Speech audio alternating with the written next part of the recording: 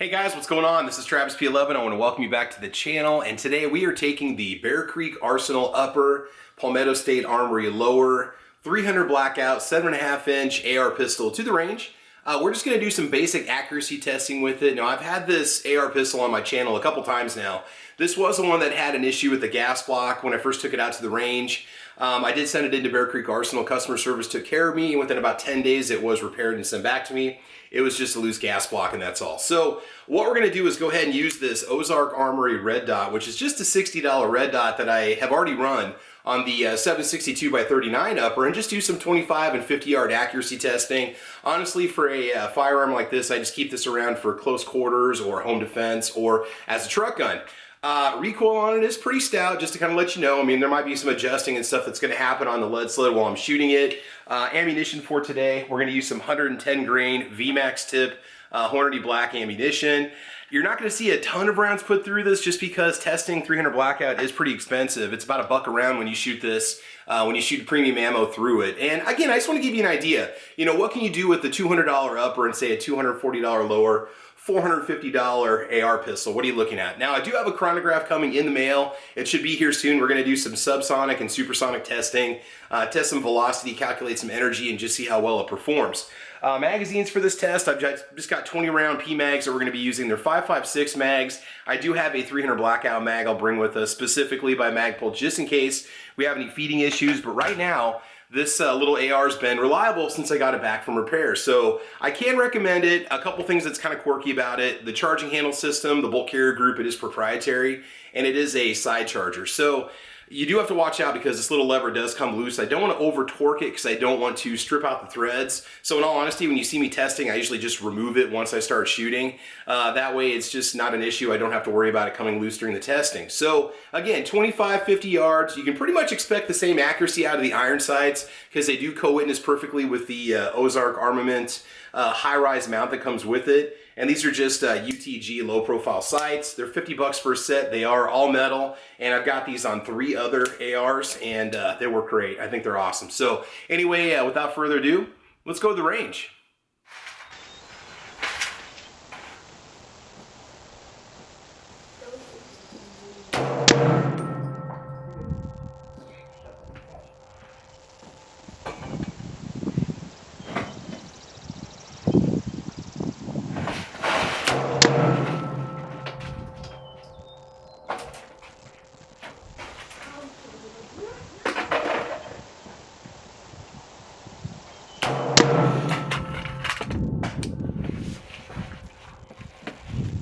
Okay, so a couple things I screwed up on. First, I left the lead sled at home, so we're going to give you somewhat accuracy testing today. We're looking at 1.25 inches or 25 yards. That's absolutely nothing to write home about at all.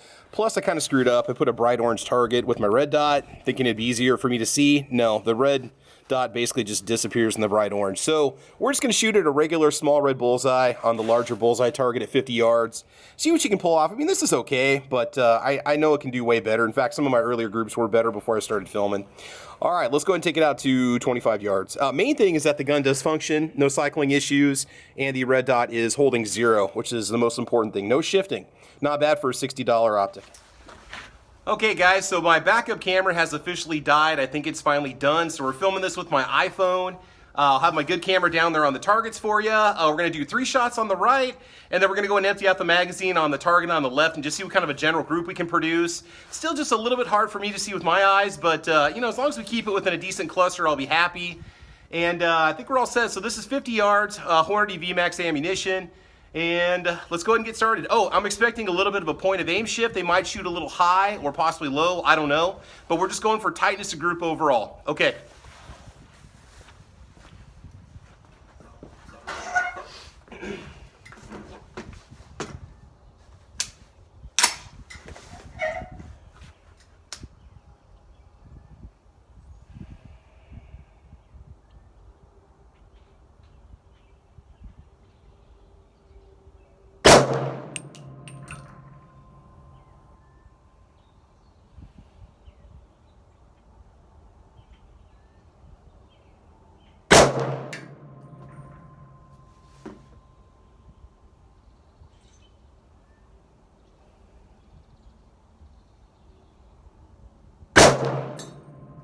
felt pretty good. I have no idea. We'll see what it does here in a little bit.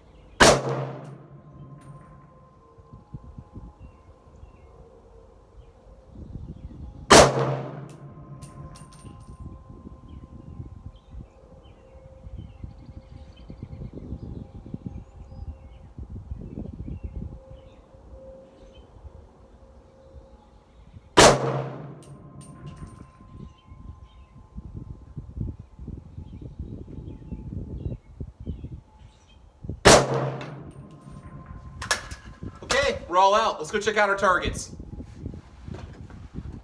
Okay, so as you can see, we were shooting very high at 50 yards. Obviously, we're going to have to do a lot more zeroing to bring it back down to where it needs to be.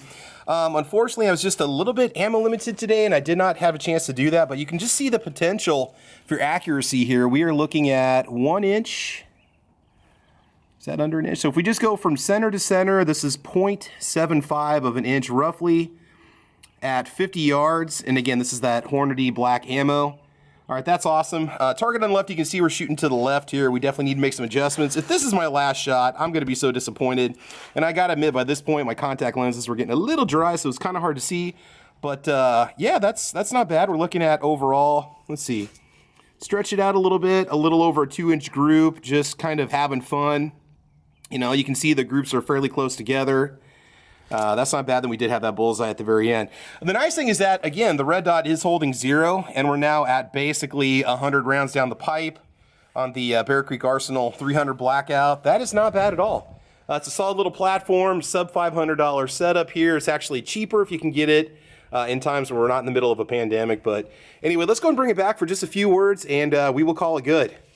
Well, before we go ahead and wrap things up, we just need a moment of silence for my Fuji FinePix E550. After 15 years and hundreds of hours of filming, she finally bricked herself. We're done. We're going to do what we can to try to revive her, but I think it's time for a new camera, so we're definitely going to hook up with a new target cam.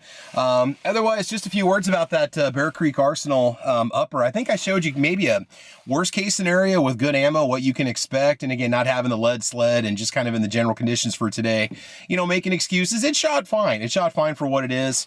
Obviously, like I said before, it needs some tweaking to bring that group back down, but we're out of ammo. So anyway, look at that, just like a little over an inch group at 25 yards, and then we did bring it down quite a bit.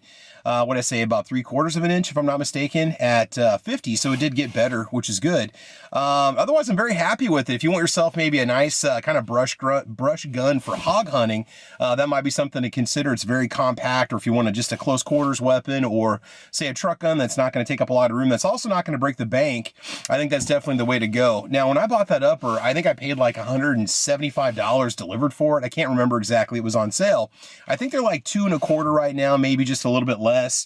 You can get the 10.5-inch version for, I think, $227. The lowers, you know, on PSA, those pistol lowers vary if you want an SBA 3 brace or an SBA 4, or if you just want a stability fin or whatever. The prices are going to fluctuate quite a bit.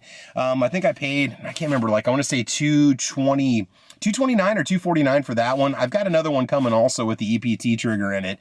It's a pretty good deal. I mean, it's pretty hard to make those yourself with authentic parts, you know, for that price. Sometimes you're better off just buying it pre-assembled. So you know, all in all, you're looking at about 500, 550 with the optic total at the prices that you're kind of looking at paying today, which is not bad, So that's it, guys. That's what I could bring you today for accuracy testing on the Bear Creek Arsenal 7.5-inch side charging 300 Blackout pistol upper with the PSA SBA3 pistol lower. All right, and we'll be bringing you more videos here in the near future. We're going to be doing some chronograph videos showing subsonic versus supersonic in short barrel and longer barrel AR platforms, and see if there's much of a velocity difference, just to see what you lose. But in the meantime, guys, make sure you like and subscribe, mash that bell so you don't miss any new videos, and make sure that you check out my podcast called Caliber Corner, which we do Monday nights at 6 p.m. Central Time, 7 o'clock East Coast Time. We just talk guns and ammo, and that's pretty much it. Otherwise, guys, I think that's it. I want y'all to have fun, be safe, get out and go shooting this week. It's beautiful weather outside, and as you know, we will talk to you soon. All right, take care. Bye-bye.